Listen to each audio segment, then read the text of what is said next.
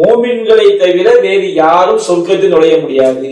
ஒரே ஒரு போர்வைய திருட்டுத்தனமா சம்பாதிச்சா நபிகள் நாயகம் அது நரகத்தில் இருக்கிறார் என்று சொல்லிவிட்டு சொன்னாங்க, மூமின்கள் தான் சொர்க்கத்துக்கு போக முடியும். உமர் கத்தாபி அறிவிக்கிறாங்க, இல்லல் மூமினூன், மூமின்களை தவிர வேறு யாரும் என்ன செய்ய முடியாது, சொர்க்கத்திற்குள் நுழைய முடியாது. அப்ப அநியாயமாக ஒரு போர்வையை மோசடி செய்தால் அது ஈமானுக்கு ஒரு பெரிய ஒரு பாதிப்பை உண்டாக்குது என்று சொன்னால், இன்றைக்கு ஹராமான முறையில் கோடி கோடியாக சம்பாதித்தால் அவங்களுடைய நிலைமை என்ன சிந்தித்து பார்க்க வேண்டும். நபியான சொன்னாங்களா இல்லையா, யார் அடுத்தவனுடைய ஒரு ஜான் நிலத்தை அநியாயமாக அபகரிக்கிறானோ அவனுக்கு மறுமை நாள்ல 7 பூமிகள் அவனுடைய கழுத்தில் தொங்க விடப்படும். அஸ்ஸலாமு அலைக்கும். அன்பிற்குரிய சகோதரர்களே, இந்த நிகழ்ச்சியிலே அனுமதிக்கப்பட்ட பொருளாதாரம் என்ற தலைப்பில் அல்லாஹும் அல்லாஹ்வுடைய தூதரும் கூறிய பல்வேறு செய்திகளை நாம் தெரிந்து கொள்ள இருக்கின்றோம். அன்பிற்குரிய சகோதரர்களே, மனித வாழ்க்கையில் பொருளாதாரம் என்பது மிகவும் அடிப்படையான ஒரு அம்சமாகும். நம்முடைய மார்க்கெட்டினுடைய பல்வேறு வணக்கங்களை செய்வதற்கு பொருளாதாரம் நமக்கு மிகவும் அடிப்படையாக இருக்கிறது. பொதுவாக நாம் அல்லாஹ்வை ஐங்காலம் தொழ வேண்டும் என்று சொன்னாலும், ஜகாத்தை நிறைவேற்ற வேண்டும் என்று சொன்னாலும், ஹஜ்ஜை நாம் நிறைவேற்ற வேண்டும் என்றாலும், இப்படி பல்வேறு கடமைகளை செய்வதற்கு பொருளாதாரம் மிகவும் அடிப்படையானதாக இருக்கிறது. நாம் ஐங்கால தொழுகையை நிறைவேற்றணும் சொன்னோம்னா, தொழுவதற்கு நமக்கு உடலுக்கு ஆற்றல் தேவை. அந்த ஆற்றலை நாம் எங்கிருந்து பெற முடியும்? அல்லாஹ்வுடைய நாட்டப்படி உணவின் மூலமாகத்தான் நாம் அல்லாஹ்வுக்குரிய வணக்கங்களை செய்வதற்குரிய ஆற்றலை நாம் பெற முடியும். அப்ப அந்த உணவை நாம் பெற வேண்டும் என்றால் இந்த உலகத்துல அதற்கு அடிப்படையாக பொருளாதாரம் ஒரு அடிப்படையாக இருக்கிறது. காசு இருந்தா தான் நம்ம அரிசி, காய்கறிகள், பருப்பு, மாமிசம் போன்ற பல்வேறு உணவுப் பொருட்களை வாங்கி நாம சாப்பிட முடியும். அப்படி நாம அல்லாஹ் சொன்னபடி இந்த உலகத்துல வாழ்வதற்கு, இறை வணக்கங்களை நாம் செய்வதற்கு நமக்கு பொருளாதாரம் என்பது மிகவும் அடிப்படையான இன்றியமையாத ஒரு விஷயமாகும். அதே நேரத்துல இன்றைய உலகத்துல மனிதர்கள் இந்த பொருளாதாரத்தை அடைவதற்கு பல்வேறு பாவமான காரியங்களை செய்வதையெல்லாம் நாம் பார்க்கிறோம். எப்படியாவது நாம் பொருளாதாரத்தை அடைய வேண்டும், வசதி வாய்ப்புகளை பெற வேண்டும் என்றால் அதற்கு பொருளாதார முகம் அடிப்படையான ஒன்று என்ற அடிப்படையில அந்த பொருளாதாரத்தை அடைவதற்கு, பணத்தை சம்பாதிக்கிறதுக்கு பல்வேறு விதமான பாவமான காரியங்களில் இன்றைக்கு மனித சமுதாயத்தில் அதிகமாக ஈடுபடுவதை பார்க்கிறோம். வட்டி வாங்குவதை பார்க்கிறோம், வரதட்சணை என்ற பாவத்தில் ஈடுபடுவதை பார்க்கிறோம், கொலை, கொள்ளை, மோசடி, ஏமாற்று, லஞ்சம், இப்படி பல்வேறு கலப்படங்கள், வியாபாரங்கள்ல மோசடி வியாபாரம், இப்படி பல்வேறு விதமான காரியங்கள்ல இன்றைக்கு என்ன செய்யறாங்க, இந்த பொருளாதாரத்தை அடைவதற்காக மனிதர்களில் அதிகமானோர் ஈடுபடுவதை பார்க்கிறோம். மார்க்கத்துக்கு மாற்றமான அம்சங்கள்ல நாம இந்த பொருளாதாரத்தை மார்க்கத்துக்கு மாற்றமான முறையில அடைவதற்கு நாம் முயற்சி செய்தோம் என்று சொன்னால், நம்முடைய மறுமை வாழ்க்கை அது மிகவும் நரகத்திற்குரிய ஒரு வாழ்க்கையாக, மிகவும் துன்பத்திற்குரிய ஒரு வாழ்க்கையாக நமக்கு அது மாறிவிடும். இதன் காரணமாகத்தான் நம்முடைய இஸ்லாமிய மார்க்கம் நாம பொருளாதாரத்தை எப்படி ஹலாலான வழியில் நாம் சம்பாதிக்க வேண்டும், நமக்கு எது அனுமதிக்கப்பட்ட பொருளாதாரம் என்பதை தெள்ள தெளிவாக நமக்கு எடுத்துரைத்திருக்கிறது. அதே போன்று நாம மார்க்கத்துக்கு மாற்றமான முறையில் அந்த பொருளாதாரத்தை நாம் சம்பாதிக்கும் பொழுது நமக்கு இந்த உலகத்திலும் மறு உலகத்திலும் மிகப்பெரிய ஒரு கேட்டை அந்த ஹராமான சம்பாத்தியம் நமக்கு என்ன செய்கிறது, ஏற்படுத்தி விடுகிறது. நபிகள் நாயகம் ஸல்லல்லாஹு அலைஹி வஸல்லம் அவர்கள் எந்த அளவிற்கு இந்த பொருளாதார விஷயத்துல ரொம்ப தூய்மையாக, ரொம்ப பேணுதலாக இருக்க வேண்டும் என்பதை நமக்கு மிகவும் வலியுறுத்தி நமக்கு சொல்லி காட்டுறாங்க. சஹீஹுல் புகாரில 1496வது நபி மொழியாக பதிவு செய்யப்பட்டிருக்கிறது. நபிகள் நாயகம் ஸல்லல்லாஹு அலைஹி வஸல்லம் அவர்கள் முஆத் இப்னு ஜபல் ரலியல்லாஹு அன்ஹு அவங்க என்ன செய்றாங்க, யமன் தேசத்துக்கு ஆளுநராக அனுப்புறாங்க. ஆளுநராக அனுப்பும்போது இந்த முஆத் இப்னு ஜபல் ரலியல்லாஹு அன்ஹு அவங்கள சொல்றாங்க, நீங்க வேதக்கார மக்களிடம் நீங்கள் செல்கிறீர்கள், யூத சமுதாயம் கிறிஸ்தவ சமுதாயம் வாழக்கூடிய பகுதிக்கு நீங்க போறீங்க, அந்த மக்களை நீங்கள் முதலாவதாக இந்த ஏகத்துவ கொள்கை, வணக்கத்திற்குரியவர் அல்லாஹ்வை தவிர வேறு யாரும் இல்லை, முஹம்மது ஸல்லல்லாஹு அலைஹி வஸல்லம் அல்லாஹ்வுடைய தூதர் என்ற அந்த ஏகத்துவ கொள்கையை நோக்கி நீங்கள் அழைக்க வேண்டும். அதற்கு அவர்கள் கட்டுப்பட்டு விட்டாங்க சொன்னோம்னா, அல்லாஹ் ஒவ்வொரு நாளும் ஐவேளை தொழுகையை அவர்களுக்கு கடமையாக்கி இருக்கின்றான் என்பதை நீங்க என்ன செய்யுங்க, அவர்களுக்கு எடுத்து சொல்லுங்கள் அப்படின்னு சொல்லி நபிகள் நாயகம் சொல்றாங்க. அதையும் அவர்கள் ஏற்றுக்கொண்டு விட்டால் நீங்க அவர்களுக்கு சொல்லுங்க, அன்னல்லாஹ் கது ஃபரத அலைஹிம் ஸதகத்தன், அல்லாஹ் அவர்கள் மீது ஜகாத்தை கடமையாக்கி இருக்கின்றான் என்பதை நீங்கள் அவர்களுக்கு எடுத்து சொல்லுங்கள். துர்ஹது மின் அக்னியாயிஹிம் ஃபதுரத்து அலா ஃபுகராயிஹிம், அந்த ஜகாத் அவர்களில் உள்ள செல்வந்தர்களிடமிருந்து எடுக்கப்பட்டு அவர்களில் உள்ள ஏழைகளுக்கு வழங்கப்படும் அப்படின்னு செய்யுங்க. ஜகாத் கடமை என்பதை அவர்களுக்கு நீங்க சொல்லுங்கள் அப்படின்னு செய்றாங்க. நபிகள் நாயகம் ஸல்லல்லாஹு அலைஹி வஸல்லம் அவர்கள் முஆத் இப்னு ஜபல் ரலியல்லாஹு அன்ஹு அவங்களுக்கு சொல்லி அனுப்புறாங்க. அப்படி சொல்லி அனுப்பும்போது அவங்க ஜகாத் தருவதற்கு அவர்கள் ஒத்துக்கொண்டால், கட்டுப்பட்டு விட்டால், ஜகாத்தை எடுக்கும் பொழுது, ஒரு ஜகாத்தை வழங்கக்கூடிய மக்கள்கிட்ட போய் ஜகாத்தை எடுக்கும் பொழுது, இப்ப ஒட்டகத்துக்கு ஜகாத் எடுக்கணும் வைத்துக் கொள்ளுங்கள், அந்த ஒட்டகத்துடைய உரிமையாளருக்கு என்று பிடித்த ஒரு ஒட்டகம் இருக்கும். மாட்டுக்கு ஜகாத் எடுக்கிறோம், மாட்டுடைய உரிமையாளருக்கு என்று பிடித்த சில மாடுகள் இருக்கலாம். அதே போன்று ஆட்டுக்கு ஜகாத் வாங்க செல்லும் பொழுது அந்த ஆட்டுடைய உரிமையாளருக்குள்ள சில ஆடுகள் அவருக்கு ரொம்ப பிடித்ததா இருக்கும். அப்ப நபிகள் நாயகம் ஸல்லல்லாஹு அலைஹி வஸல்லம் அவர்கள் முஆத் இப்னு ஜபலுக்கு சொல்றாங்க, நீங்க அந்த மக்கள்கிட்ட ஜகாத்தை வசூல் பண்ணும் பொழுது அம்வாலிஹிம், அவங்களுடைய செல்வங்கள்ல எதை அவர்கள் மதிப்பு மிக்கதாக கண்ணியத்திற்குரியதாக அவங்க சிறப்பானதாக அவங்க தங்களுக்கு என்று வைத்திருக்கின்றார்களோ அந்த மாதிரி செல்வத்தை நீங்க என்ன செஞ்சிடாதீங்க, எடுத்துறாதீங்க. ஜகாத்தை எடுத்து யாருக்கு கொடுக்க போறாங்க? ஒரு இஸ்லாமிய ஆட்சியாளர் ஜகாத்தை தனக்காக எடுக்க மாட்டார். அவர் செல்வந்தர்களிடமிருந்து ஜகாத்தை பெற்று அதை ஏழைகளுக்கு தான் வழங்குவார். அப்ப நபிகள் நாயகம் ஸல்லல்லாஹு அலைஹி வஸல்லம் சொல்றாங்க, நல்ல நோக்கத்துக்காக எடுத்தாலும் அவங்களுடைய செல்வங்கள்ல அவங்களுக்கு பிடித்தமா, அவர்களுக்கு பிரத்யோகமானதாக சில செல்வங்களை வைத்திருப்பாங்க, சில ஒட்டகங்களை வச்சிருப்பாங்க, சில மாடுகளை வைத்திருப்பார்கள், சில ஆடுகளை வைத்திருப்பார்கள். அந்த மாதிரி அவங்க ரொம்ப கண்ணியம் மிக்கதாக வைத்திருக்கக்கூடிய அந்த பிராணிகளை நீங்க என்ன செஞ்சிடாதீங்க, அந்த செல்வங்களை ஜகாத்துல எடுத்துறாதீங்க. அப்படி எடுத்தால் அவங்களுக்கு செய்யக்கூடிய அநியாயம். பத்தகி தாவத்தல் மதுலூம், அந்த மாதிரி அவங்களுடைய செல்வங்கள்ல அவங்க ரொம்ப விருப்பமானதாக வைத்திருக்கக்கூடிய செல்வங்களை ஜகாத்தாக எடுத்தால் அது அவங்களுக்கு செய்யக்கூடிய அநியாயம். வத்தகி தாவத்தல் மதுலூம், நீங்க பாதிக்கப்பட்டவங்களுடைய அநீதி வைக்கப்பட்டவங்களுடைய பிரார்த்தனை அஞ்சிக் கொள்ளுங்கள். ஃபைன்னஹு லைஸ பைனஹு வ பைனல்லாஹி ஹிஜாப், என்று சொன்னால் அநீதி இழைக்கப்பட்டவனுக்கும் அல்லாஹ்வுக்கும் மத்தியில எந்த விதமான ஒரு திரையும் கிடையாது, எந்த விதமான ஒரு தடுப்பும் கிடையாது என்று நபிகள் நாயகம் ஸல்லல்லாஹு அலைஹி வஸல்லம் சொல்லி காட்டுறாங்க. ஜகாத் வசூல் பண்ண போகும்போது கூட நாம அவர்களுக்கு அநீதி இழைத்து விட்டால், அவங்க ஏதோ தங்களுக்குரிய சிறப்பான ஒட்டகங்களாக, மாடுகளாக, ஆடுகளாக, பிடித்தமான பிராணிகளாக வைத்திருக்கிறாங்களோ அந்த செல்வத்தை போய் நாம் எடுத்துக்கொண்டால் அது அவங்களுக்கு செய்யக்கூடிய அநியாயம், அது அவர்களுக்கு செய்யக்கூடிய அக்கிரமம். அவங்க அல்லாஹ்ட்ட கையேந்தி விட்டார்கள் என்று சொன்னால் அதற்கும் அல்லாஹ்வுக்கும் மத்தியில், அந்த பிரார்த்தனைக்கும் அல்லாஹ்வுக்கும் மத்தியில் எந்த விதமான தடுப்பு இருக்காது, அது உங்களை பாதிப்பு ஏற்படுத்திவிடும் என்று நபிகள் நாயகம் ஸல்லல்லாஹு அலைஹி வஸல்லம் அவர்கள் முஆத் இப்னு ஜபல் ரலியல்லாஹு அன்ஹு அவங்களுக்கு அறிவுரை சொல்லி அனுப்புறாங்க. யோசித்து பாருங்க, நாம ஹராமான முறையில நாம அனுமதிக்கப்படாத மார்க்கம் தடுத்துள்ள செல்வங்களை, பிறருடைய செல்வங்களை நாம் எடுத்துக்கொள்ளும் போது அது எவ்வளவு பெரிய ஒரு பாதிப்பை உண்டாக்கும் என்பதை இந்த நபி மொழி நமக்கு மிக தெளிவாக என்ன செய்கிறது, எடுத்துரைக்கிறது. நாம அனுமதிக்கப்பட்ட பொருளாதாரத்தை சம்பாதிக்கும் பொழுதுதான் அது நமக்கு அல்லாஹ்வுடைய பரக்கத் நமக்கு இருக்கும், அல்லாஹ்வுடைய அருள் நமக்கு என்ன இருக்கும்.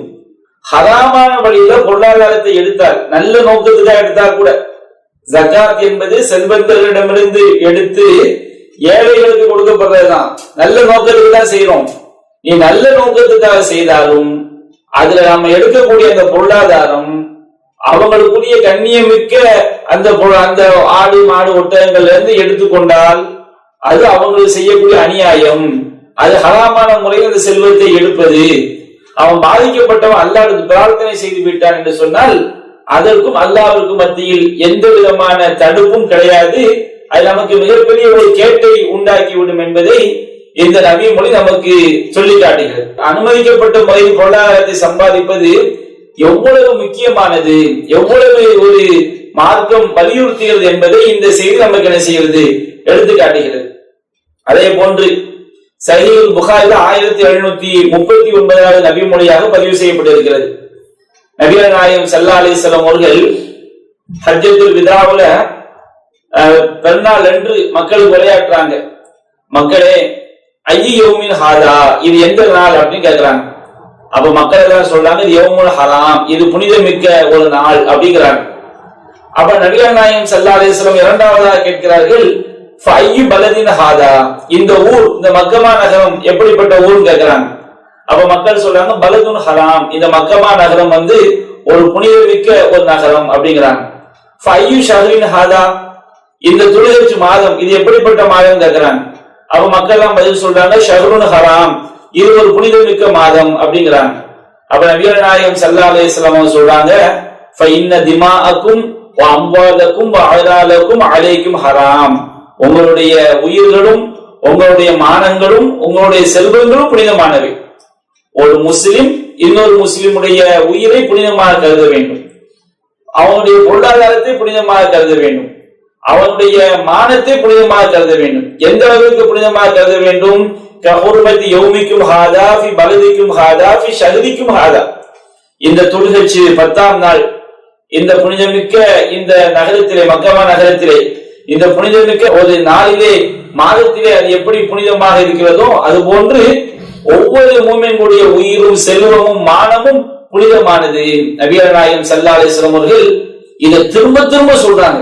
உங்கள் மூமினுடைய உயிர், செல்வம், மானம் இவையெல்லாம் புனிதமானது. புனிதம்னா என்ன அர்த்தம்? பிற ஒரு மூமினுடைய பொருளாதாரத்தை நாம ஹராமான வழியில மார்க்கம் தடுத்த முறையில மோசடி செய்து ஏமாற்றியோ வட்டியின் மூலமாகவோ லஞ்சத்தின் மூலமாகவோ ஏதாவது மார்க்கம் தடுத்த ஹராமான முறையில நாம சம்பாதித்தோம் என்று சொன்னால் அது மிகப்பெரிய ஒரு கேட்டை உண்டாக்கும், பாதிப்பை உண்டாக்கும். ஹராமான செல்வம் நம்முடைய மறுமை வாழ்க்கைக்கு மிகப்பெரிய ஒரு பேராபத்தை உண்டாக்கும் என்பதைத்தான் இந்த நபி மொழி நமக்கு எடுத்து காட்டுகிறது. நபிகள் நாயகம் ஸல்லல்லாஹு அலைஹி வஸல்லம் அவர்கள் இதை சொல்லிவிட்டு அவங்க அல்லாஹ்வை சொன்னாங்க அல்லாஹும்ம ஹல் பல்லக்து, அல்லாஹும்ம ஹல் பல்லக்து, அல்லாஹும்ம ஹல் பல்லக்து, இறைவா நான் எடுத்து சொல்லிவிட்டேனா, இறைவா நான் எடுத்து சொல்லிவிட்டேனா, இறைவா நான் எடுத்து சொல்லிவிட்டேனா என்று நபிகள் நாயகம் சொல்லிவிட்டு அடுத்து அவங்க சொல்றாங்க இந்த அறிவுரையை இங்கு வந்திருப்பவர் ஃபல்யுபல்லிகு ஷாஹித் அல் காயிப், இங்கு வந்திருப்பவர் வராதவருக்கு இந்த அறிவுரை எடுத்து சொல்லட்டும் என்று நபிகள் நாயகம் ஸல்லல்லாஹு அலைஹி வஸல்லம் அவர்கள் தம்முடைய இறுதி ஹஜ்ஜில இந்த உயிர், பொருளாதாரம், மானம் இது விஷயத்துல மிக கடுமையான ஒரு எச்சரிக்கையை அவங்க நம்முடைய சமுதாயத்திற்கு சொல்லிவிட்டு சென்றிருக்கிறார்கள்.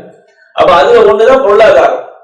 அந்த பொருளாதாரம் என்பது அது நாம ஹலாலான முறையில் அனுமதிக்கப்பட்ட முறையில் தான் நாம் அந்த பொருளாதாரத்தை எடுத்துக்கொள்ள வேண்டும். ஹராமான முறையில் அந்த பொருளாதாரத்தை சம்பாதித்தால் அது எவ்வளவு பெரிய பாதிப்பை உண்டாக்கும் என்பதை இந்த நபி மொழி நமக்கு எடுத்து காட்டுகிறது. அதே போல சஹீஹ் முஸ்லிம்ல பதிவு செய்யப்பட்டிருக்கிறது. நபிகள் நாயகம் ஸல்லல்லாஹு அலைஹி வஸல்லம் சொல்றாங்க பிஹஸ்பி இம்ரஹிம் மின ஷர்ரி, ஒரு மனிதனுக்கு நரகத்துல கொண்டு போய் சேர்ப்பதற்கு போதுமான பாவம். நம்ம நரகத்துக்கு போன வச்சுடுங்க, நம்ம ஒரு ஆள் நரகத்துக்கு போகணும்னே விரும்பக்கூடாது. ஒரு பேச்சுக்கு நரகத்துக்கு போக வேண்டும் என்று ஒருவர் விரும்பினால் அவர் பெரிய பெரிய பாவம் எல்லாம் செய்ய வேண்டிய அவசியம் இல்லை. நபிகள் நாயகம் சொல்றாங்க அஹாஹுல் முஸ்லிம், ஒரு சகோதர முஸ்லிமை அவர் இழிவாக கருதினாலே போதும், அவர் நேரடி அங்க போய் சேர்ந்துடலாம், நரகத்துல போய் சேர்ந்து விடலாம். அடுத்து நபிகள் நாயகம் சொல்றாங்க குல்லுல் முஸ்லிமி அலல் முஸ்லிமி ஹராமுன் தமுஹு வ மாலுஹு வ இர்துஹு, ஒவ்வொரு முஸ்லிமுக்கும் இன்னொரு முஸ்லிமுடைய உயிர், இன்னொரு முஸ்லிமுடைய செல்வம், இன்னொரு முஸ்லிமுடைய மானம் இது புனிதமானது அப்படின்னு சொல்லி நபிகள் நாயகம் ஸல்லல்லாஹு அலைஹி வஸல்லம் சொல்லி காட்டுறாங்க. அப்ப எந்த அளவிற்கு அந்த செல்வம், மானம், உயிர் இந்த மூன்றுமே புனிதம் சொல்றாங்கன்னா அதுல ஒண்ணுதான் பொருளாதாரம் என்பது. இன்னொரு முஸ்லிமுடைய பொருளாதாரம், இன்னொரு மனிதனுடைய பொருளாதாரத்தை வந்து நாம் அநியாயமான முறையில் எடுத்துக்கொண்டோம் என்று சொன்னால் அந்த புனிதத்திற்கு நாம் பங்கம் விளைவித்து விடுகிறோம். அது நம்மை நரகத்தில் கொண்டு போய் சேர்த்து விடும் என்பதைத்தான் இந்த நபி மொழி நமக்கு எடுத்துரைக்கிறது. அதே போன்று சஹீஹ் முஸ்லிம்ல பதிவு செய்யப்பட்டுள்ள இன்னொரு நபி மொழியை நாம் பார்க்கிறோம். எந்த அளவிற்கு நபிகள் நாயகம் ஸல்லல்லாஹு அலைஹி வஸல்லம் சஹாபாக்கள் கேட்கிறாங்க, அததுரூன மல் முஃப்லிஸ், உங்களுக்கு வந்து ஒன்றும் இல்லாதவன், எல்லாவற்றையும் இழந்து அந்த திவாலாய போனவன் சொல்லுவாங்க, திவாலானவன் யார் என்று தெரியுமா அப்படின்னு கேட்கிறாங்க. ஏழை என்றால் யார் என்று தெரியுமான்னு கேட்கிறாங்க. அவ சஹாபாக்கள் சொல்றாங்க, அல் முஃப்லிசு ஃபீனா மல்லா திர்ஹமல்லஹு வலா மத்தா, எங்கள்ல ஏழைனா யாரு, யார்கிட்ட தங்க காசு இல்லையோ வெள்ளி காசு இல்லையோ வாழ்க்கை வசதிகள் இல்லையோ அவங்கதான் ஏழை அப்படிங்கிறாங்க. அப்ப நபிகள் நாயகம் ஸல்லல்லாஹு அலைஹி வஸல்லம் அவங்க சொல்றாங்க, என்னுடைய உம்மத்துல ஏழை யார் தெரியுமா, மறுமை நாள்ல ஒருத்தன் தொழுது இருப்பான், நோன்பு நோட்டு இருப்பான், ஜகாத்து கொடுத்து இருப்பான், இந்த மாதிரி நிறைய நன்மையை செய்திருப்பான், அதுக்கெல்லாம் அவன் நன்மை கிடைச்சிடும். ஆனால் எழுத்தீக்கது சத்தமகாதா, ஒருவனை அவன் திட்டி இருப்பான், ஒருவனை பற்றி அவதூறு பேசி இருப்பான், ஒருவனுடைய செல்வத்தை அவன் சாப்பிட்டு இருப்பான் தவறான முறையில, ஒருவனுடைய உயிரை பறித்திருப்பான், ரத்தத்தை ஓட்டி இருப்பான், ஒருவனை அடித்திருப்பான். அப்போ இவன் தொழுதிருக்கின்றான், ஜகாத் கொடுத்திருக்கின்றான், நோன்பு நோட்டிருக்கின்றான், இவன் நல்ல காரியங்களை செஞ்சு நிறைய நன்மையை சேர்த்திருக்கிறான். அதே நேரத்துல அவன் அவதூறு பேசி இருக்கிறான், அடித்திருக்கின்றான், திட்டி இருக்கின்றான், ஹராமான வழியில பொருளாதாரத்தினை செய்திருக்கின்றான், அவன் சம்பாதித்திருக்கின்றான், லஞ்சத்தின் மூலமாக, வட்டியின் மூலமாக, மோசடி வியாபாரங்களின் மூலமாக, இப்படி ஹராமான முறையில் பொருளாதாரத்தை சம்பாதித்திருக்கின்றான். அப்ப இந்த உலகத்துல வந்து நாம அடுத்தவங்களை திட்டினால், அடுத்தவங்களை அவதூறு பேசினால், அடுத்தவங்களுடைய பொருளாதாரத்தை ஹராமான முறையில மார்க்கம் தடுத்திருக்கக்கூடிய முறைகள்ல வந்து நாம பிறருடைய பொருளாதாரத்தை நாம் சம்பாதித்தால் இது எப்படிப்பட்ட கேட்டை உண்டாக்கும். நம்மால் இந்த உலகத்துல பாதிக்கப்பட்டவங்க மறுமை நாள்ல அல்லாஹ் கிட்ட வந்து முறையிடுவாங்க.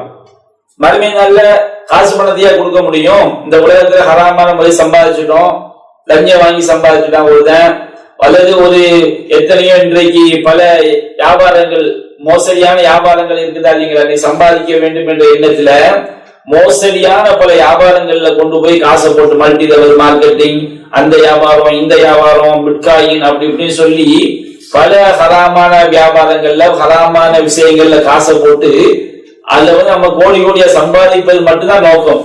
அந்த வியாபார முறைகள் மார்க்கத்துல அனுமதிக்கப்பட்டதா, அது வந்து நமக்கு அது ஹலாலானதா, அவங்க ஹலாலான பொருள்ல மோதீடு பண்றாங்களா என்பதை எல்லாம் பார்க்காமல் அதுல போய் சில சம்பாதிக்க வேண்டும் என்ற ஆசையில வந்து என்ன செய்யறாங்க, பல ஹராமான வியாபாரங்கள்ல போய் மோதீடு பண்றாங்க.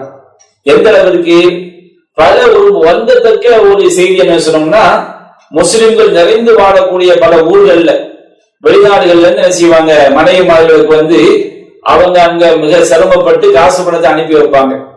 கணவனுக்கு தெரியாமலேயே பல ஊர்களில் பெண்கள் என்ன செய்யறாங்க, பல ஹராமான வியாபாரங்கள்ல கொண்டு போய் அந்த காசை கொண்டு போய் மோதீடு பண்ணி சம்பாதிக்க ஆசைப்படுறாங்க. அது எப்ப வெளியே தெரியுது, அவன் மொத்தமாக இவங்க சம்பாதிக்கணுங்கிற ஆசையில மோசடி வியாபாரத்தை கொண்டு போய் போடுறாங்களா இல்லையா, அவன் என்ன செய்கின்றான், மொத்தமாக சுருட்டி கொண்டு ஓடி விடுகின்றான். அந்த வியாபாரத்தை கேள்விப்பட்டா நமக்கு ஆச்சரியமா இருக்கும்.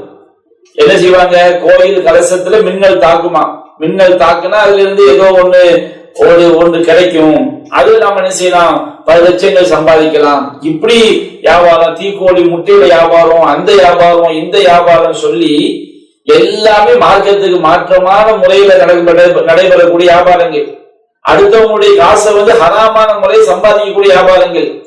நீங்க வந்து 3 லட்சம் போட்டா போதும், உங்களுக்கு 6 வருஷத்துல 10 லட்சமா கிடைக்கும் அப்படின்னு சொல்லி இந்த காசின் மீது உள்ள ஆசையை தூண்டி அவங்க என்ன செய்யறாங்க, அதுல போய் மோதீடு பண்றாங்க. கணவனுக்கு தெரியாமல் கூட போய் என்ன செய்யறாங்க, மோதீடு பண்றாங்க.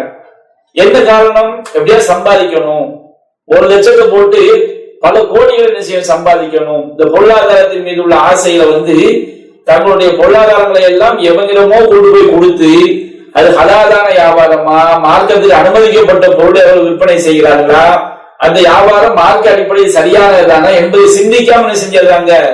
பொருளாதாரத்தின் மீது உள்ள அந்த மோகத்துல அவங்க அதுல போய் மோதிடு பண்றாங்க.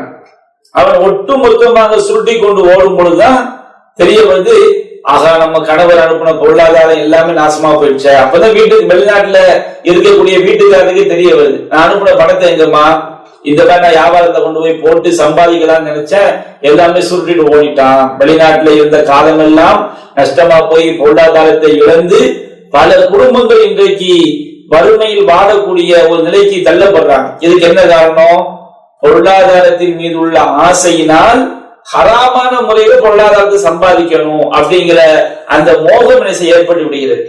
அப்ப இந்த உலகத்துல வந்து நாம ஹராமான வழியில பொருளாதாரத்தை சம்பாதிச்சா, நாம அந்த பொருளாதாரத்தை எந்த மக்கள்கிட்ட இருந்து நாம ஹராமான வழியில சம்பாதிச்சோமோ அந்த மக்கள் எல்லாம் நாளைக்கு அல்லாஹ்ட்ட வந்து முறையிடுவாங்க, இறைவா இவன் ஒரு மோசடியான வியாபாரத்தின் மூலமாக எங்களுடைய பொருளாதாரத்தை திருடி விட்டான், வட்டியின் மூலமாக திருடி விட்டான், வரதட்சணை வாங்கி திருடி விட்டான், கலப்படை செஞ்சு திருடி விட்டான், வந்து இந்த மாதிரி தந்திரமான முறையில என்னை ஏமாற்றி என்னுடைய பொருளாதாரத்தை திருடி விட்டான் என்று அல்லாஹ்ட்ட முறையிடும் பொழுது, நாம தொழுது நன்மைகள், நோன்பு வைத்த நன்மைகள், ஜகாத்து கொடுத்த நன்மைகள், குர்ஆன் ஓதிய நன்மைகள், இந்த நன்மைகளை எடுத்துதான் அல்லாஹ் பாதிக்கப்பட்ட மக்களுக்கு அல்லாஹ் கொடுப்பான். யாருடைய பொருளாதாரத்தை நாம சாப்பிட்டோமோ, யாரை பத்தி அவதூறு பேசணுமோ, யாரை திட்டணுமோ அந்த மக்களுக்கு நாம தொழுத நன்மை, நாம நோன்பு வைத்த நன்மை, நாம ஜகாத்து கொடுத்த நன்மை, இதைத்தான் அல்லாஹ் என்ன செய்வான், எடுத்து கொடுப்பான். எடுத்து கொடுத்தா நன்மை எல்லாம் தெரிந்து போய்விடும். ஆனால் இவனால் பாதிக்கப்பட்ட மக்கள் என்ன செய்வார்கள், அங்கே அல்லாஹ்விடம் முறையிட்டு கொண்டிருப்பார்கள். அப்ப அல்லாஹ் என்ன செய்வான், அந்த பாதிக்கப்பட்ட மக்களுடைய தீமைகளை எல்லாம் எடுத்து இவனுடைய கணக்கில் சுமத்தப்பட்டு, நன்மைகளை மலை போன்று கொண்டு வந்தவன் தீமைகளை மலை போன்று சுமந்து கொண்டு அவன் நரகத்தில் தூக்கி வீசப்படுவான். அப்ப இந்த பொருளாதாரம் என்பது அது அனுமதிக்கப்பட்ட ஹலாலான சம்பாத்தியமாக இருந்தால் மட்டும்தான் நாம் மறுமையை செய்ய முடியும், தப்பிக்க முடியும் என்பதை இந்த நபி மொழி நமக்கு மிக தெளிவாக எடுத்து காட்டுகிறது. நபிகள் நாயகம் ஸல்லல்லாஹு அலைஹி வஸல்லம் அவங்க இந்த ஹராமான முறையில பொருளாதாரத்தை சம்பாதிச்சா மறுமையில எவ்வளவு பெரிய ஒரு கேட்டை உண்டாக்கும் அப்படிங்கறத நமக்கு தெளிவா சொல்லி காட்டுறாங்க. சஹீஹுல் புகாரில 6534வது நபி மொழியாக பதிவு செய்யப்பட்டிருக்கிறது. நபிகள் நாயகம் சொல்றாங்க, யாரு தன்னுடைய சகோதரனுக்கு அநியாயம் செஞ்சிருக்கிறானோ அவங்க அந்த அநியாயத்துக்கு பரிகாரம் பண்ணிடட்டும். அநியாயமாக மோசடி வியாபாரத்தின் மூலமாக, வட்டியின் மூலமாக, வரதட்சணையின் மூலமாக, இந்த மாதிரி அல்லது புறம் பேசி, பொய் பேசி, அவதூறு கூறி அடுத்தவனுக்கு நாம அநியாயம் செய்திருந்தால் அவங்க என்ன செஞ்சிடட்டும், கியாமத் நாளைக்கு முன்னாடி அதை ஹலாலாக்கி கொள்ளட்டும், அந்த அநியாயத்துக்கு அவங்க மன்னிப்பு கேட்டுட்டும். பொருளாதாரத்துல மோசடி பண்ணியிருந்தா யாருக்கு மோசடி பண்ணாங்களோ அவங்களுக்கு நிவர்த்தியை பண்ணிடட்டும். என்ன காரணம், மறுமை நாள்ல வந்து மறுமை நாள்ல வந்து எந்த தங்க காசும் எந்த வெள்ளி காசும் அங்க கிடையாது. அங்க என்ன செய்யப்படும், நம்முடைய நன்மைகளை எடுத்துதான் நம்மால் பாதிக்கப்பட்டவங்களுக்கு கொடுக்கப்படும். நம்மிடம் நன்மை இல்லை என்று சொன்னால் அவங்களுடைய தீமைகள் நம்மீது சுமத்தப்பட்டு அவன் நரகத்தில் தூக்கி வீசப்படுவான் என்று நபிகள் நாயகம் ஸல்லல்லாஹு அலைஹி வஸல்லம் அவர்கள் கடுமையாக நமக்கு எச்சரிக்கை பண்ணியிருக்கிறாங்க. அடுத்தவங்களுடைய உயிர், மானம், பொருளாதார விஷயத்துல வந்து ரொம்ப கவனமாக இருக்க வேண்டும் என்பதை இந்த நபி மொழி நமக்கு எடுத்துரைக்கிறது. அதே போன்று சஹீஹுல் புகாரில 3118வது செய்தியாக பதிவு செய்யப்பட்டிருக்கிறது. நபிகள் நாயகம் சொல்றாங்க, இன்ன ரிஜாலன் யதஹவ்வலூன ஃபீ மாலில்லாஹி பிகைரி ஹக்கி. சில மனிதர்கள் நியாயமின்றி அல்லாஹ்வுடைய செல்வங்களிலே அவர்கள் மூழ்கி விடுகிறார்கள். அல்லாஹ்வுடைய செல்வம்னா என்ன, மனிதர்களுக்கு அல்லாஹ் வழங்கி இருக்கக்கூடிய காசு பணம், அது நியாயமின்றி தவறான முறையில அல்லாஹ் எப்படி ஹலாலான முறையில் அல்லாஹ் சம்பாதிக்க வேண்டும் என்று சொல்கின்றானோ அந்த ஹலாலான முறைகளை தவிர்த்து மோசடியாக அவருடைய செல்வங்களை சம்பாதிக்க வேண்டும், பெற வேண்டும் என்பதற்காக என்ன செய்யறாங்க, பல மோசடியான காரியங்கள்ல ஈடுபடுகின்றார்கள். ஃபலஹுமுன் நாரு யௌமல் கியாமா, மறுமை நாள்ல வந்து அவர்களுக்கு நரகம்தான் காத்திருக்கிறது என்று அல்லாஹ் செய்கின்றான், எச்சரிக்கை செய்கின்றான். நாம் இந்த ஹராமான முறையில் பொருளாதாரங்களை சம்பாதிக்கிறோம் பாருங்க, இதை திருமறை குர்ஆன்ல ஏராளமான இடங்கள்ல கடுமையாக அல்லாஹ் நமக்கு எச்சரிக்கை செய்கின்றான். அது எவ்வளவு பெரிய கேடு என்பது சூரத்துல் ஹுமஸா திருமறை குர்ஆன்ல 104வது அத்தியாயத்தில் அல்லாஹ் சொல்கின்றான், வைலுல் லிகுல்லி ஹுமஸத்தின் லுமஸா, குறை கூறி புறம் பேசி தெரியக்கூடிய ஒவ்வொருவனுக்கும் கேடுதான். அல்லதி ஜமஅ மாலம் வஅத்ததா, அவன் செல்வத்தை சேர்த்து வைத்துக் கொண்டு அதை கணக்கிட்டுக் கொண்டே இருக்கிறான். செல்வத்தை சேர்த்து வைத்து கணக்கிடுகிறான் என்று சொன்னால் ஹராமான முறையை சம்பாதிச்சு, திருட்டு கொள்ள அடிச்சு, வட்டி வாங்கி, ஊழல் செய்து, கலப்படம் செய்து, ஹராமான வியாபாரங்கள மோதிரை செய்து, இப்படி செல்வத்தை சேர்த்து வைத்து அதை எண்ணி எண்ணி பார்த்து கொண்டிருக்கின்றான். தன்னுடைய செல்வம் தன்னை இந்த உலகத்தில் நிரந்தரமாக வாழ வைக்கும் என்று அவன் எண்ணுகின்றான். கல்லா, அப்படி அல்ல. அவன் ஹுதமாவிலே வீசி எறியப்படுவான். ஹுதமா என்ற நரகத்திலே வீசி எறியப்படுவான். அல்லாஹ் கேட்கின்றான், வமா அத்ராக மல் ஹுதமா, ஹுதமா என்றால் என்னவென்று நபியே உமக்கு எது அறிவிக்கும்? நாருல்லாஹில் மூக்கதா, அது மூட்டப்பட்ட நெருப்பு, பற்ற வைக்கப்பட்ட அல்லாஹ்வுடைய நெருப்பாகும். அல்லதி தத்வலிஉ அலல் அஃபீதா, அது இதயங்களுக்குள் ஊடுருவி செல்லும். இன்னஹா அலையும் மௌஸதா ஃபீ அமதின் முமத்ததா, அவர்கள் நீண்ட கம்பங்களிலே கட்டப்பட்டிருப்பார்கள். அவ்வளவு கொடுமையான நரகம் இந்த காசு பணம் விஷயத்துல அனுமதிக்கப்பட்ட ஹலாலான முறை அல்லாமல் ஹராமான முறையில் பொருளாதாரங்களை சம்பாதிக்கிறாங்க பாருங்க, அவங்களுக்கு எவ்வளவு பெரிய கேடு ஏற்படும் என்பதை அல்லாஹ் நமக்கு எச்சரிக்கை செய்யலாம். நீண்ட கம்பங்கள்ல கட்டி வைக்கப்பட்டிருப்பார்கள். அந்த நரக நெருப்பு அவங்களை என்ன செய்யும்? அவருடைய உள்ளங்களை, இதயங்களை ஊடுருவி செல்லும். அவ்வளவு கொடூரமான நரக வேதனை ஹராமான முறையில பொருளாதாரங்களை சம்பாதிக்கக்கூடிய மக்களுக்கு இருக்கிறது. அப்ப நம்ம பொருளாதாரம் சம்பாதிக்கிறது அது எந்த அளவுக்கு ஹலாலாக இருக்க வேண்டும் என்பதை இந்த வசனம் நமக்கு எச்சரிக்கையாக சொல்லி காட்டுகிறது. அதே போன்று அளவு நிலுவைகள்ல மோசடி பண்ணி ஹராமான முறையை சம்பாதிக்கிறாங்க பாருங்க, இவங்க அல்லாஹ் சொல்லுகிறான் சூரத்துல் முத்தஃபிஃபீன் என்ற அத்தியாயத்துல, வயலுல் லில் முத்தஃபிஃபீன், அளவு நிலுவைகளில் மோசடி செய்யக்கூடியவர்களுக்கு நாசம்தான், கேடுதான், நரகம்தான். அல்லதீன இதற்கு தாலு அலன்னாஸ் யஸ்தௌஃபூன், இவங்க பிற மக்கள்கிட்ட இருந்து வாங்கும் பொழுது முழுமையாக நினைச்சாங்க, நிறுத்து வாங்கி விடுகின்றார்கள். வைதா காலூரும் அவ்வ ஜனூரும் யுஹ்சிரும், இவங்க நிறுத்து கொடுத்தாலோ, இவங்க அளந்து கொடுத்தாலோ அவங்க என்ன செய்யறாங்க? மோசடி பண்றாங்க. ஹராமான வழியில சம்பாதிக்கணும். வியாபாரம் பண்றியா? கொடுத்த காசுக்கு 1 கிலோனா 1 கிலோ கொடு. 1 கிலோ சொல்லிட்டு 800 கிராம் கொடுத்தா, 950 கிராம் கொடுத்தா. இன்றைக்கு எவ்வளவு முஸ்லிம் வியாபாரிகள் தந்திரமாக ஏமாற்றுகிறார்கள். அல்லாஹ்வை பற்றிய பயம் இருக்கிறதா? ஹராமான முறையில் நாம சம்பாதித்தோம் என்று சொன்னால் மறுமை நாள்ல நாம அல்லாஹ்வை தப்பிச்சிட முடியுமா? அதான் அல்லாஹ் சொல்கின்றான், இவங்க பேங்கும் பொழுது கரெக்டா அளவு நிலுவையில நிரப்பமா வாங்கிடுறாங்க. இவங்க மக்களுக்கு கொடுக்கும் பொழுது அளந்து கொடுத்தாலோ நிறுத்து கொடுத்தாலோ செய்கிறார்கள், மோசடி செய்கிறார்கள். அதா எவன்னு உலாய்க்கு அன்னவும் மபூசூன் லியௌமின் அதீம், மகத்தான மறுமை நாள்ல இவர்கள் உயிர் கொடுத்து மீண்டும் எழுப்பப்படுவார்கள் என்பதை இவர்கள் நம்பவில்லையா? யௌம யகூமுன் நாஸு லிரப்பில் ஆலமீன், அந்த நாளில் மனிதர்கள் அனைவரும் அகில உலகங்களையும் படைத்த இறைவனுக்கு முன்பாக நிற்பார்கள். அல்லாஹ் ஒவ்வொன்றையும் விசாரிப்பான். நீ எப்படி சம்பாதிச்ச? வியாபாரத்துல மோசடி செய்தாயா இல்லையா? கலப்படம் செய்தாயா இல்லையா? மக்களுக்கு குறைத்து வழங்கினாயா இல்லையா? எப்படியெல்லாம் நீ திட்டமிட்டு ஏமாற்றினாய்? நீ ஹலாலான வழியில் சம்பாதித்தாயா? போலியான விளம்பரங்களை சொல்லி, இந்த சரக்குக்கு நிகரா உலகத்தில் எதுவுமே கிடையாதுன்னு சொல்லி போலியான விளம்பரங்களை சொல்லி தரமற்ற பொருளை நீ கொடுத்து வியாபாரம் செய்து ஏமாற்றினாயா இல்லையா? மறுமை நாள் தப்பிக்க முடியுமா? நம்ம பொருளாதாரத்தை சம்பாதிக்கிற ஆசையில இந்த உலகத்துல ஹராமான முறையில் சம்பாதித்தால் அது மறுமையில எவ்வளவு பெரிய ஒரு கேட்டை உண்டாக்கும் என்பதைத்தான் இந்த வசனங்கள் எல்லாம் நமக்கு எடுத்துரைக்கிறது. சூரத் ஆல இம்ரான்ல 161வது வசனத்தை அல்லாஹ் சொல்கின்றான்,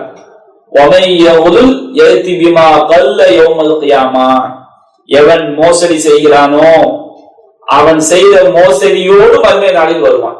இந்த உலகத்துல மோசடி பண்றாங்களா இல்லையா? எல்லா விதமான மோசடி, ஹராமான வியாபாரம், திருட்டு தொழில், லஞ்சம், கொள்ள அடிக்கிறது, எல்லா விதமான மோசடி. எந்த மோசடி செஞ்சாலும் சரி, ரியல் எஸ்டேட்டுங்கிற பேர்ல அடுத்தவங்களுடைய நிலத்தை அநியாயமான விலைக்கு விற்கிறது, அநியாயமான விலைக்கு ரொம்ப தரமட்ட ரேட்டுக்கு வாங்குறது, வியாபாரங்களை எப்படிப்பட்ட பலவிதமான தில்லு முதுகல நடக்கலா இல்லைங்களா? அப்ப யார் மோசடி செய்கிறானோ அவன் மறுமை நாளில் தான் செய்த மோசடியோடு வருவான். சும்ம துவஃபா குல்லு நஃப்ஸின் மா கஸபத், ஒவ்வொரு மனிதனுக்கும் அவன் எதை சம்பாதித்தானோ அதற்கான கூலி முழுமையாக வழங்கப்படும். வஹும் லா யுலமூன், அவர்கள் கடுகளவு கூட அநியாயம் செய்யப்பட மாட்டார்கள் என்று அல்லாஹ் ரப்பல் ஆலமீன் எச்சரிக்கை செய்கிறான். இந்த தவறான முறையில பொருளாதாரங்களை சம்பாதிப்பது எவ்வளவு பெரிய கேடு என்பதை நமக்கு எடுத்துரைக்கிறது. சூரத்து நிசாவுல 10வது வசனம் அல்லாஹ் சொல்லியிருந்தான், இன்னல்லதீன யகுலூன அம்வாலல் யதாமா ஸுல்மன், எவர்கள் அநியாயமான முறையில் அனாதையுடைய சொத்துக்களை சாப்பிடுறாங்களோ, அனாதையுடைய சொத்துக்களை அனாதையா இருக்கலாம் என்பதை பயன்படுத்தி கொண்டு அந்த அவங்களுடைய பொருளாதாரத்தை ஹராமான முறையில் எடுக்கலாம் வைத்துக் கொள்ளுங்க. அநியாயமாக அனாதையுடைய சொத்துக்களை பறித்து தனக்குள்ள ஆக்கி கொள்ளலாம் வைத்துக் கொள்ளுங்கள். அல்லாஹ் எச்சரிக்கை பண்ணால் ஹராமான சம்பாத்தியம், அது அனுமதிக்கப்பட்ட பொருளாதாரம் கிடையாது. அனாதையாக இருக்கிறான் என்று சொன்னால் அவன் சிறு பிராயத்தில் இருக்கிறான், அனாதையாக இருக்கிறான் என்பதை பயன்படுத்தி கொண்டு நீ அவனுடைய செல்வத்தை எடுத்து உன்னுடைய செல்வமாக நீ ஆக்கி கொண்டார், நீ அதன் மூலம் உனக்குரிய உலக ஆதாயங்களை பெற்றுக் கொண்டார்.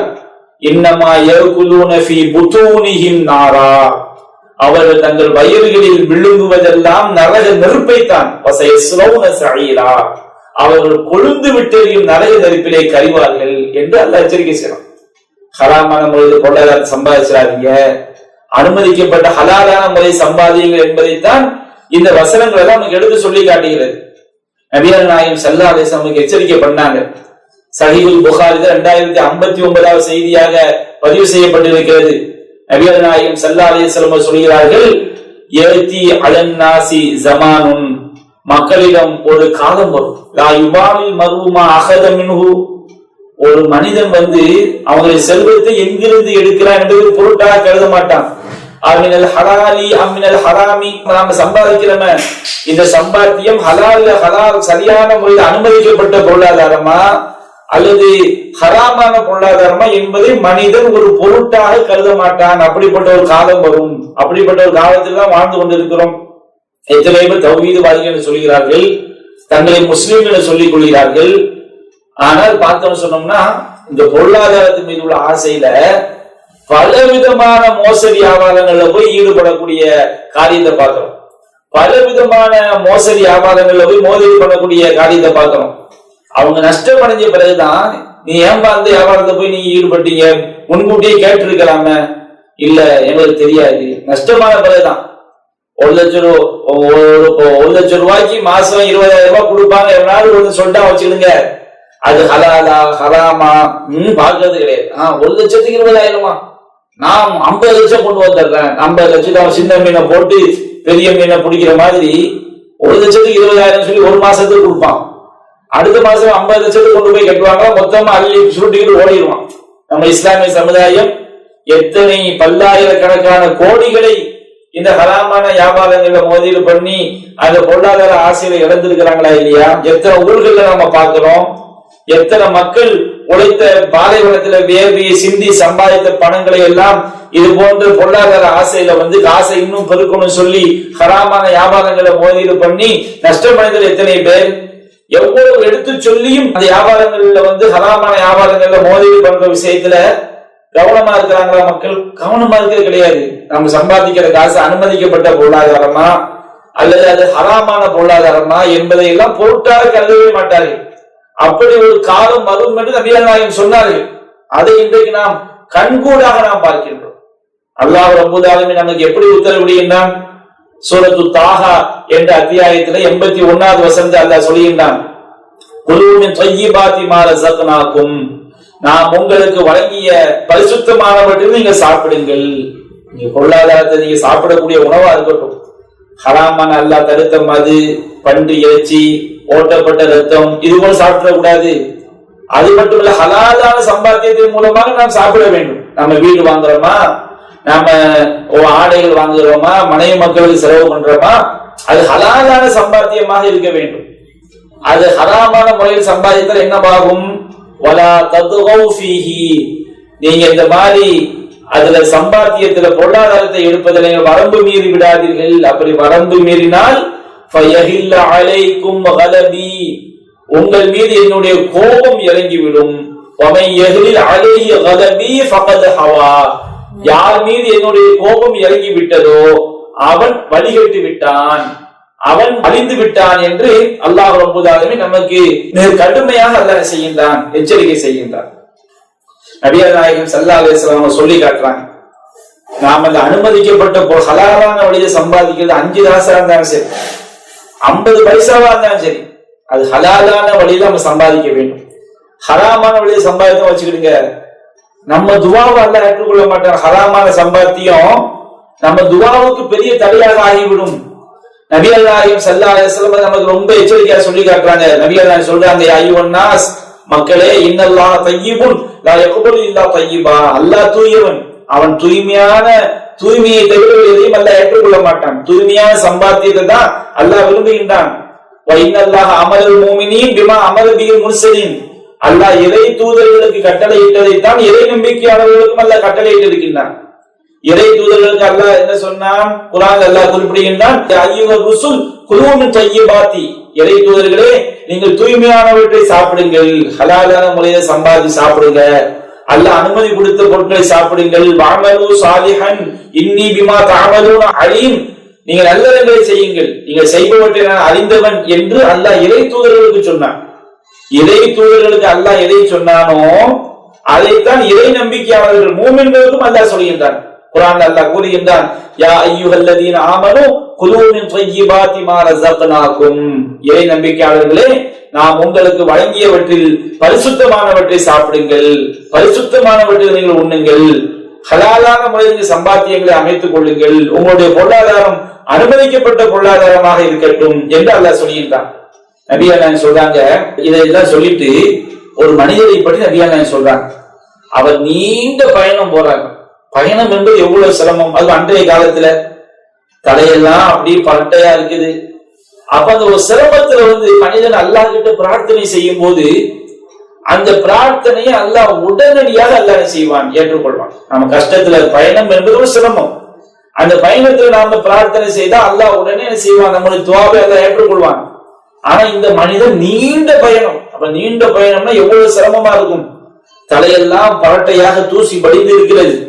அவன் அல்லாஹ் துஆ யமுத்து இலைஹி ஸமாய், தன்னுடைய இரு கைகளையும் வானத்தை நோக்கி உயர்த்தி யா ரப்பி யா ரப்பி யா ரப்பின்னு பயணத்துல சிரமமான நிலைகள்ல அவன் பிரார்த்தனை செய்கிறான். ரப்ப பொறுத்த வரைக்கும் நாம கஷ்டத்துல இருக்கும்போது துஆ கேட்ட வச்சுக்கிடுங்க, உடனடியாக அல்லாஹ் துஆவை ஏற்றுக்கொள்வான். குர்ஆன் அல்லாஹ் சொல்லுகின்றான், அம்மை யுஜீபுல் முத்தர்ர இதா தஆஹு, நெருக்கடிக்குள்ளானவன் பிரார்த்தனை செய்து அழைக்கும் பொழுது அவனுக்கு பதிலளிப்பவன் யார் என்று அல்லாஹ் கேட்கின்றான். நாம கஷ்டத்துல இருக்கும்போது நாம துஆ செஞ்சுட்டா அல்லாஹ் உடனடியாக ஏற்றுக்கொள்வான். அது அவ்வளவு வலிமை நாம சிரமத்துல இருக்கும்போது கேட்கக்கூடிய துஆ இருக்கு. அப்ப ஒரு நீண்ட பயணத்துல இருக்கிறான், தலையெல்லாம் புழுதி படைந்து இருக்குது, அவ்வளவு சிரமத்தில் இருக்கும்போது யாரும் யாரும் யாரும் அல்லாஹ் கேட்கின்றான். இவனுடைய பிரார்த்தனையை அல்லாஹ் ஏற்றுக்கொள்ளவில்லை. என் சிரமத்தில் இருப்பவன் கேட்டால் உடனடியாக பதிலளிக்கக்கூடிய இறைவன், பிரார்த்தனை ஏற்றுக்கொள்ளக்கூடிய இறைவன், இவனுடைய பிரார்த்தனையை ஏற்றுக்கொள்ளவில்லை. நபிகள் சொல்றாங்க, அதற்குரிய காரணத்தை சொல்கிறார்கள்,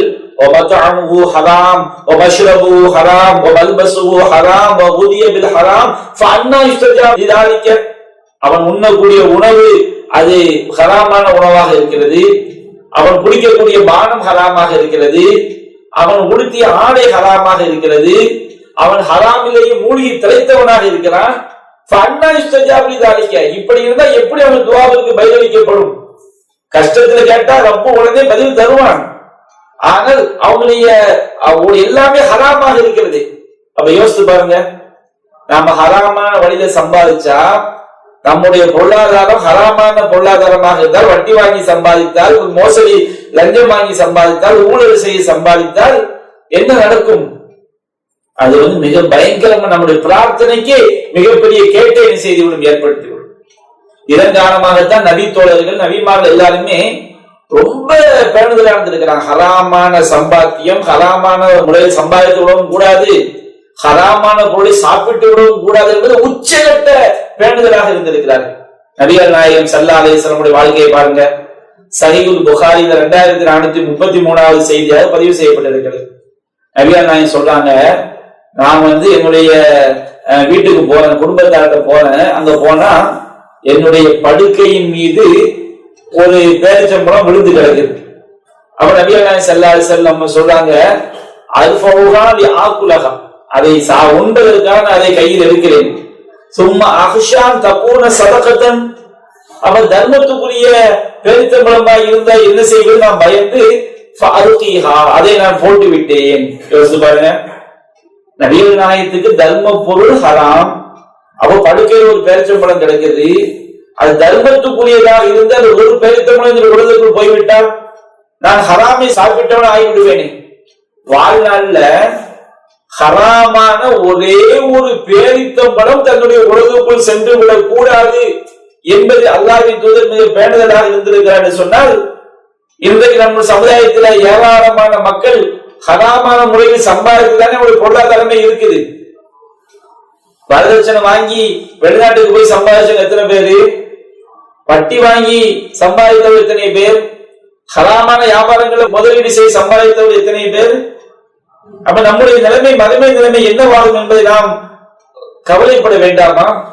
அல்லாஹ்வுடைய பயம் நம்முடைய உள்ளத்திலே ஏற்பட வேண்டாமா?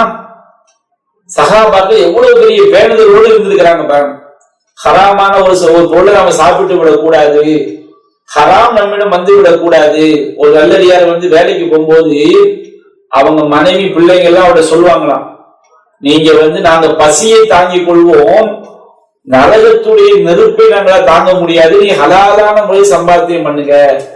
நீங்க சம்பாதிக்கக்கூடிய சம்பாத்தியம் ஹலாலா இருக்கட்டும், ஹலாலான முறை சம்பாதிக்க முடியலையா, ஹராம சம்பாதிச்சுட்டு வந்துடாதீங்க. ஹராம சம்பாதிச்சுட்டு வந்தா இந்த உலகத்துல எங்களால் பசியை தாங்க முடியும், ஆனா ஹராம சம்பாதிச்சு தடுக்கப்பட்ட முறை சம்பாதிச்சு இந்த உலகத்துல நாங்க அனுபவித்தோம்னு சொன்னோம்னா நரகத்துடைய நெருப்பை என்ன செய்ய முடியாது, எங்களால தாங்க முடியாது. நாங்க சபர்னா அதை நாங்க என்ன செய்வோம், பசியை பொறுத்துக் கொள்வோம். ஆனால் வலா நஸ்பிரு, நாங்க வந்து நரகத்துடைய நெருப்பை என்ன செய்ய முடியாது, தாங்கிக் கொள்ள முடியாதுன்னு சொல்லி நல்லடியார்கள் சொல்வார்கள் என்பதை நாம் வரலாறுகள்ல பார்க்கிறோம். சஹீஹுல் புகாரில 3842வது செய்தியாக பதிவு செய்யப்பட்டிருக்கிறது. அபூபக்கர் ரலியல்லாஹு அன்ஹு வந்து அவங்களுக்கு ஒரு அடிமை இருந்தான். அந்த அடிமை வந்து அவன் சம்பாதிக்கக்கூடிய காசுல வந்து எஜமானுக்கு ஒரு பங்கை கொடுக்கணும். அந்த மாதிரி அவர் வந்து உதவி செய்யறாருன்னா, அபூபக்கர் சித்திக் ரலியல்லாஹு அன்ஹு அவங்களுடைய அடிமை வந்து அபூபக்கர் சித்திக் ரலியல்லாஹு அன்ஹு அவங்களுக்கு வந்து ஒரு பொருளை கொடுக்குறாங்க. அபூபக்கர் சித்திக் என்ன செஞ்சிடறாங்கன்னா அதை வந்து சாப்பிட்டுறாங்க. சாப்பிட்டோன்னு அந்த அடிமை அபூபக்கர் சித்திக் ரலியல்லாஹு அன்ஹு வந்து அடிமை கேட்கிறாங்க, தத்ரி மாஹாதா, இது என்னவென்று உங்களுக்கு தெரியுமாங்கிறாங்க. அப்போ அபூபக்கர் ரலியல்லாஹு அன்ஹு என்னன்னு கேட்கிறாங்க. அப்போ அவன் சொல்றான், நான் வந்து அறியாமை காலத்துல ஜோசியம் பார்க்கக்கூடியவனா இருந்தேன், எனக்கு ஜோசியம் பார்க்க தெரியாது, இருந்தாலும் நான் ஒரு ஆளை ஏமாத்தி என்ன செய்தேன், ஜோசியம் பார்த்துக்கிட்டு இருந்தேன். அந்த அறியாமை காலத்துல நான் பார்த்த ஜோசியத்துக்காக அந்த ஆள் என்ன செஞ்சாரு, இந்த பணத்தை கொடுத்தாரு, அதைத்தான் நான் உங்களிடம் தந்தேன். மார்க்க அடிப்படையில ஜோசியம் பார்த்து சம்பாதிப்பது ஹராம். ஹராமான முறையில் ஒருவன் சம்பாதித்து அதை தன்னுடைய எஜமானனுக்கு கொடுக்கிறார். அபூபக்கர் சித்திக் ரலியல்லாஹு அன்ஹு அவங்க சாப்பிட்டுறாங்க. ஆகா, ஹராமான முறையில் மார்க்கம் தடுத்த முறை சம்பாதித்த ஒன்றை தனக்கு தந்து நாம் ஹராமை சாப்பிட்டு விட்டோமே என்ற அந்த எண்ணத்துல அபூபக்கர் சித்திக் ரலியல்லாஹு அன்ஹு அவங்க தன்னுடைய கையை தன்னுடைய வாய்க்குள் விட்டு வயிற்றில் உள்ள அனைத்தையும் வாந்தி எடுத்தார்கள். நாம சாப்பிடக்கூடிய உணவு ஹலாலா இருக்கும், நாம சம்பாதிக்கக்கூடிய சம்பாத்தியம் ஹலாலாக இருக்க வேண்டும் என்பதுல எவ்வளவு பேணுதலாக இருந்திருக்கின்றார்கள் என்பதை இந்த சம்பவங்கள் எல்லாம் நமக்கு எடுத்து காட்டுகிறது. அன்பிற்குரிய சகோதரர்களே, இறுதியாக ஏராளமான செய்திகள் இருக்கிறது என்றாலும் ஒரே ஒரு செய்தியை மட்டும் நான் சொல்லி என்னுடைய உரைக்கு நான் முடிவுக்கு வருகின்றேன். சஹீஹ் முஸ்லிம்ல 165வது செய்தியாக பதிவு செய்யப்பட்டது. நபிகள் நாயகம் ஸல்லல்லாஹு அலைஹி வஸல்லம் ஹைபர் யுத்தத்துல என்ன செய்றாங்க இருக்கிறாங்க. ஹைபர் யுத்தத்தை முடித்து அவர் திரும்பி வரும் பொழுது நபிகள் நாயகம் ஸல்லல்லாஹு அலைஹி வஸல்லம் அவருடைய ஒரு அடிமை மித்ராம் என்பவர் என்ன செய்றாரு, ரசூலுல்லாஹ்வுடைய அந்த வாகனத்தில் உள்ள பொருட்களை எல்லாம் அவர் இறக்கி வைத்துக் கொண்டிருக்கிறார். இறக்கி வைத்துக் கொண்டிருக்கும் போது யாரோ அடித்த ஒரு அம்பு, இனம் தெரியாத அம்பு அவரை தாக்கி அவர் மரணித்து விடுகிறார். யுத்தத்துக்கு போகக்கூடிய வழியில யுத்தத்திலும் சரி, யுத்தத்திலும் திரும்பும் போதும் சரி மரணித்து விட்டால் அவர்களுக்கு ஷஹீதுடைய அந்தஸ்து. அப்போ இந்த மித்ராம் என்ற அந்த அடிமை வந்து எங்கிருந்தோ வந்து யாரோ அடித்த அம்பு தாக்கி அவரை இறந்து விடுகின்றார்.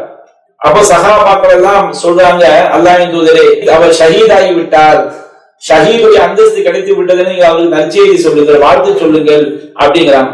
அப்ப நபிகள் நாயகம் ஸல்லல்லாஹு அலைஹி வஸல்லம் சொன்னாங்க, வல்லதி நஃப்ஸி பியதிஹி, என்னுடைய உயிர் எவன் கைவசம் இருக்கிற அவன் மீது சத்தியமாக, இன்ன ஷம்லத அல்லதி அஸாபஹா யௌம கைபர், கைபருடைய நாளில் அவர் ஒரு போர்வையை அவர் எடுத்துக்கொண்டார். லம் யுஸிபுல் மகாசிம், அவருக்கு அது பங்கிட்டு கொடுக்கப்படவில்லை, அவருக்கு பங்கீடு செய்யப்படாத ஒரு போர்வையை அவர் செய்து கொண்டார், மோசடியாக எடுத்துக்கொண்டார். ஒரு போர்வையை அவர் மோசடியாக எடுத்துக்கொண்டார். அந்த போர்வை அவர் மீது கொழுந்து விட்டு எரிந்து கொண்டிருக்கிறது. பர்சக் வாழ்க்கையே முடிஞ்சு போச்சுங்க. ஹராமான முறை சம்பாத்தியம் பண்ணா பர்சக் வாழ்க்கை எவ்வளவு பெரிய தியாகம் செய்தாலும் அது மிகப்பெரிய பாதிப்பை உண்டாக்கும் என்பதை இந்த நபிமொழி நமக்கு எடுத்துரைக்கிறதா இல்லையா? ஒரு போர்வை தான். அப்போ ஒரு சில அந்த யுத்தத்துல கலந்து கொண்ட ஒரு சில நபர்கள் என்ன செய்யறாங்கன்னா, செருப்புவாக எடுத்து வச்சிருக்கிறாங்க, யாருக்கும் தெரியாம. அவங்க பயந்து போய், ஆகா, ஒரு போர்வைக்கு இவ்வளவு பெரிய உயிர் தியாகம் செய்தாலும் அந்த பாவத்தை மன்னிக்கப்படாம சொன்னோம்னா செருப்புவாக கொண்டு போய் கொடுக்கும்போது நபியான சொன்னாங்க, ஷிராக்குன் அவ் ஷிராக்கானி மினன்னார், இது நரகத்துடைய செருப்புவார் என்று என்ன செய்தார்கள் சொன்னார்கள். அப்ப அவ்வளவு பெரிய கேள்வி. சஹீஹ் முஸ்லிம் பதிவு செய்யப்பட்டிருக்குது, இந்த மாதிரி ஒரு போர்வையை எடுத்தவங்களுக்கு அவ்வளவு பெரிய வேதனை என்பதை நபிகளை சொல்லிவிட்டு சொல்றாங்க. உமர் ரலியல்லாஹு அழைத்து சொன்னார்கள், இப்னு கத்தாப், இது நீங்க போய் மக்கள்கிட்ட சொல்லுங்க, லா யதுகுலுல் ஜன்னத இல்லல் மூமினூன், மூமின்களை தவிர வேறு யாரும் சொர்க்கத்தில் நுழைய முடியாது. ஒரே ஒரு போர்வைய திருட்டுத்தனமா சம்பாதிச்சா நபிகள் நாயகம் அது அவர் நரகத்தில் இருக்கிறார் என்று சொல்லிவிட்டு சொன்னாங்க, மூமின்கள் தான் சொர்க்கத்துக்கு போக முடியும். உமர் கத்தாபை அறிவிக்கிறாங்க, ஜன்னத்த இல்லல் மூமினூன், மூமின்களை தவிர வேறு யாரும் சொர்க்கத்திற்குள் நுழைய முடியாது. அப்ப அநியாயமாக ஒரு போர்வையை மோசடி செய்தால் அது ஈமானுக்கு ஒரு பெரிய ஒரு பாதிப்பை உண்டாக்குது என்று சொன்னால், இன்றைக்கு ஹராமான முறையில கோடி கோடியாக சம்பாதித்தால் அவங்களுடைய நிலைமையை நம்ம சிந்தித்து பார்க்க வேண்டும். நபியான சொன்னாங்களா இல்லையா, யார் அடுத்தவனுடைய ஒரு ஜான் நிலத்தை அநியாயமாக அபகரிக்கிறானோ அவனுக்கு மறுமை நாள்ல 7 பூமிகள் அவனுடைய கழுத்தில் தொங்க விடப்படும். அப்படின்னா பூமிக்குள்ள அழுத்தப்பட்டு 7 பூமி அவன் கழுத்துல தொங்குற மாதிரி ஒரு பாரம் அவனுக்கு என்ன செய்ய ஏற்படும், பூமிக்குள்ள அழுத்தப்பட்டு விடுவான். அவ்வளவு பெரிய பாதிப்பு உண்டாகும் என்பதை சஹீஹ் புகாரில 2453 செய்தியாக எடுத்து வைக்கிறது. நபியான சொன்னார், அனல்லாஹு ராஷிய வல் முர்தஷி, லஞ்சம் வாங்கக்கூடியவனையும் லஞ்சம் கொடுக்கக்கூடியவனையும் அல்லாஹ் சபித்து விட்டான். லஞ்சம் மூலமா சம்பாதிக்கக்கூடாது, வியாபாரத்துல ஏமாற்றி சம்பாதிக்க கூடாது. நபியான சொன்னாங்க, மன ரஷ்யனா ஃபலைஸ மின்னா, எவன் ஏமாற்றுகிறானோ அவன் நம்மை சார்ந்தவன் கிடையாது. நபியான சொன்னாங்க, வியாபாரம் பண்ணும்போது சதகாவ பையனா, ஒரு விற்பவரும் வாங்குபவரும் உண்மை சொன்னால், தெளிவுபடுத்தினால், அவங்களுடைய வியாபாரத்தில் அவங்களை பறக்கத் செய்யப்படும். அவங்க மறைத்தால், பொய் சொன்னால், முஹிகத் பரக்கத்து பையமா, அவங்களுடைய வியாபாரத்தில் உள்ள பரக்கத் அது அழிக்கப்பட்டு விடும் என்று என்ன செய்தார் சொன்னார்கள். இது சஹீஹ் புகாரி 2079 செய்தியாக இருக்கிறது. அன்பிற்குரிய சகோதரிகளே, நாம சம்பாதிக்கக்கூடிய பொருளாதாரம் அது அனுமதிக்கப்பட்ட பொருளாதாரமாக இருக்க வேண்டும். அதுதான் அல்லாஹ் தூய்மையாளன். அல்லாஹ் தூய்மையைத்தான் அல்லாஹ் விரும்புகிறான். நாம் ஹலாலான முறை சம்பாதிப்பது குறைவாக இருந்தாலும் அது அல்லாஹ்வுடைய பரக்கத் இருக்கும், மறுமை வெற்றி இருக்கும், சொர்க்கத்தில் கொண்டு போய் சேர்க்கும். ஆனால் இந்த உலகத்துல மார்க்கம் தடுத்த முறைகள்ல நாம பொருளாதாரங்களை சம்பாதித்தால், அதற்கான மோசடியான வியாபாரங்களில் ஈடுபட்டால், மார்க்கம் தடுத்த காரியங்களின் மூலம் நாம் செல்வங்களை பெற்று அனுபவிக்க வேண்டும் என்று நினைத்தால் அது நம்மை மிக பயங்கரமான நாசத்தில் மறுமையில் கொண்டு போய் தள்ளிவிடும்.